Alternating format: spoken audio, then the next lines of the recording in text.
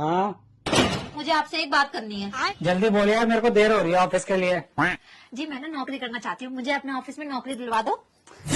ओ भाग्यवान, दुनिया में ऐसी कोई कंपनी नहीं बनी जो आपको नौकरी दे सके। क्यों जी, आप ऐसे क्यों कह रहे हो?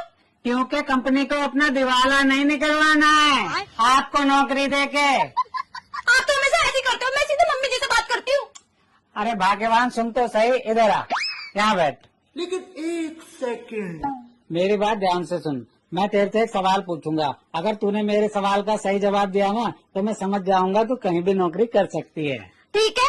मान ले जिस कंपनी में तू नौकरी कर रही है उस कंपनी में घाटा हो गया और उस कंपनी के सारे शेयर डूब रहे हैं, तो तू क्या करेगी?